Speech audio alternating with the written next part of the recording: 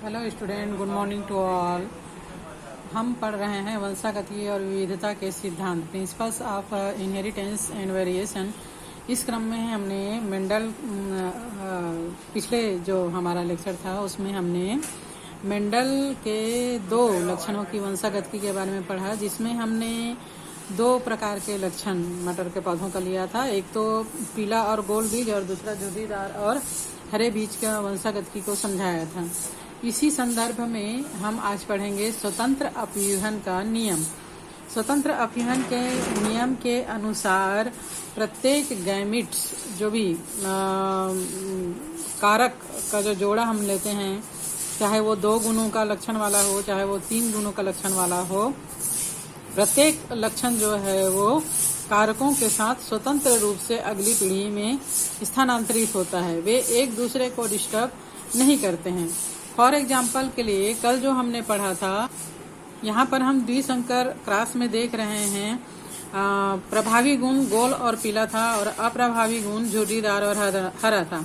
तब गोल के लिए हमने लिया RR और कैपिटल RR और पीले के लिए कैपिटल YY। इसी प्रकार झुर्रीदार के लिए हमने स्मॉल RR और हरे के लिए हमने स्मॉल YY लिए। मतलब कहने का ये है कि जो प्रभावी गुण है इसमें कैपिटल R और Y, और जो अप्रभावी गुण है झुर्रीदार हरा, इसमें स्मॉल R और स्मॉल Y लिया, तो यहाँ पर 4 प्रकार के गैमेट्स बनेंगे। एक तो कैपिटल R का 1, कैपिटल Y का 2, स्मॉल R का 3 और स्मॉल Y का 4 प्रकार के गैमेट्स हैं। F1 पीढ़ी में ये चारों प्रकार के गैमेट्स उपस्थित हैं, capital R, small R, capital Y, small Y। लेकिन चूंकि प्रभावी गुण गोल और पीला है, इसीलिए कैपिटल R और कैपिटल Y का गुण यहाँ पर फर्स्ट पीढ़ी में दिखाई दिया है, पर गैमेट्स सभी हैं। कहने के मतलब अगर हम गोल और झुर्रीदार को लें तो 50% कैपिटल R, 50% स्मॉल R।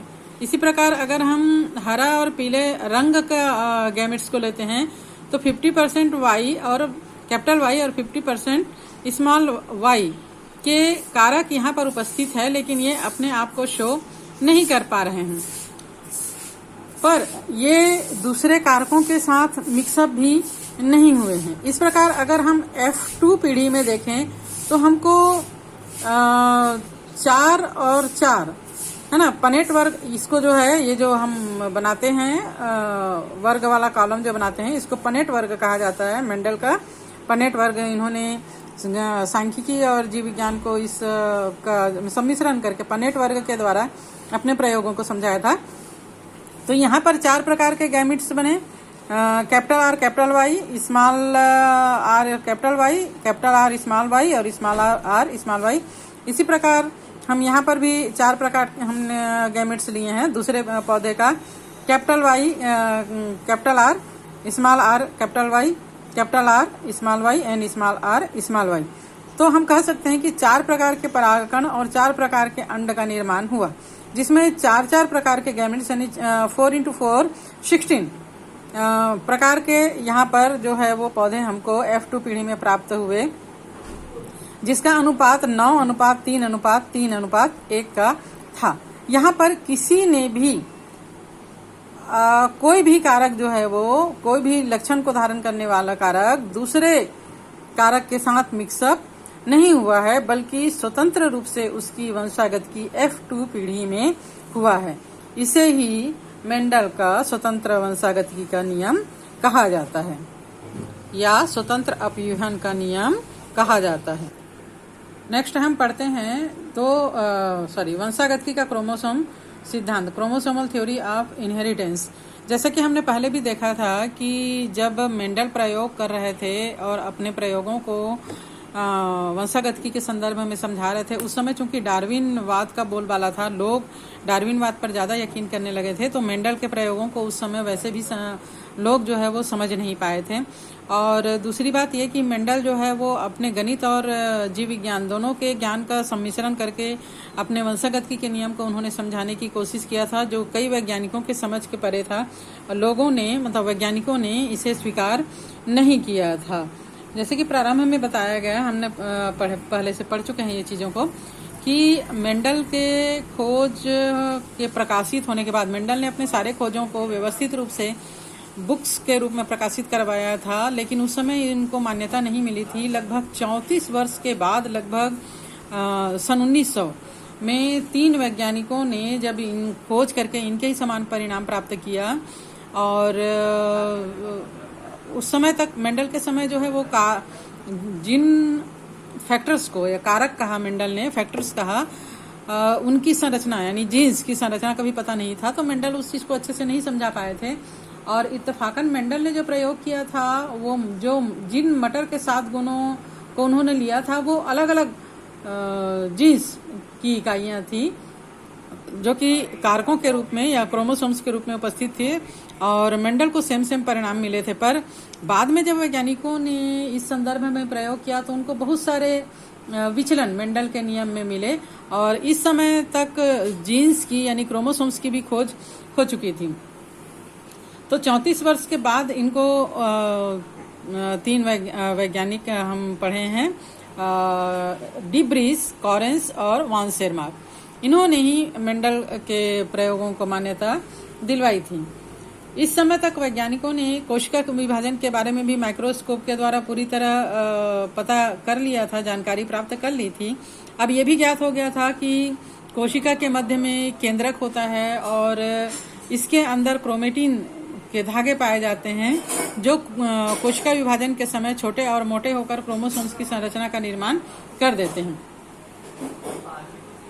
और कोशिका विभाजन के दौरान यही क्रोमोसोम्स जो है वो विभाजित होकर क्रोमेटिड्स बनाते हैं।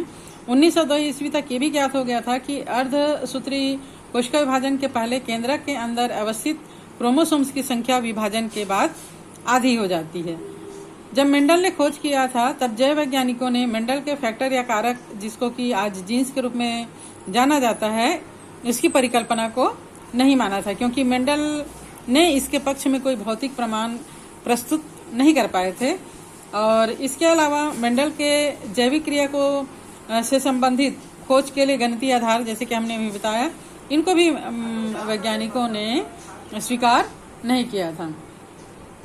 क्रोमोसोम्स के बारे में जानकारी होने के बाद वाल्टर सटन और थियोडोर बोवेरी ने ये सिद्ध कर दिया कि क्रोमोसोम्स का जो व्यवहार होता है ये जीन्स जैसा ही होता है। समसूत्री और अर्धसूत्री कोशिका विभाजन में क्रोमोसोम्स के व्यवहार का अध्ययन करने पर इसको आसानी से समझा जा सकता है। आज क्रोमोसोम्स की संरचना के बारे में पूरी तरह ज्ञान हो चुका है। मेंडल के नियम को सटन और बावेरी ने क्रोमोसोम्स की गतिविधि के द्वारा समझाया। जीन्स के समान क्रोमोसोम्स भी युग्म में यानी कि जोड़े में रहते हैं, और एक जीन के दोनों अलील समजात गुणसूत्र के समजात स्थान पर व्यवस्थित होते हैं, जिसे मेंडल ने कारकों के रूप में समझाया था। तो जीन्स और क्रोमोसोम्स के व्यवहार में अगर हम तुलनात्मक अध्ययन करें तो जीन्स जो है ये जोड़े के रूप में रहते हैं, क्रोमोसोम भी जोड़े की तरह रहते हैं। जीन्स और क्रोमोसोम्स की संरचना को आगे के चैप्टर में हम और डिटेल में पढ़ेंगे, तब आप लोगों को और अच्छे से समझ में आ जाएगा कि जीन्स क्या है और क्रोमोसोम्स क्या है। तो जीन्स और क्रोमोसोम्स में हम व्यवहार में तुलना कर रहे हैं। जीन्स में युग्मक निर्माण के समय ये जीन्स जो है वो पृथक हो जाते हैं, और क्रोमोसोम्स भी युग्मक निर्माण के समय पृथक हो जाते हैं। जीन्स एक युग्मक में जीन्स के जोड़े में केवल एक ही रहता है, किसी युग्मक में समजात क्रोमोसोम्स के जोड़े में से केवल एक ही आ पाता है, इसमें भी एक ही आता है ना। और इसके जोड़े एक दूसरे से स्वतंत्र रूप से विसंयोजित होते हैं। ये अलग अलग क्रोमोसोम्स के जोड़े भी स्वतंत्र रूप से विसंयोजित होते। कहने का मतलब ये है कि क्रोमोसोम्स का व्यवहार और जीन्स का व्यवहार दोनों जो है वो एक दूसरे के इक्वल ही होता है, और इनकी जो क्रिया विधि होती है वो भी लगभग एक सही होता है। एक्चुअली जो जीन्स है ये क्रोमोसोम्स के ऊपर ही व्यवस्थित होता है। इसे हम बाद में जब पढ़ेंगे डिटेल में इसकी संरचना को तो और अच्छे से समझ पाएंगे।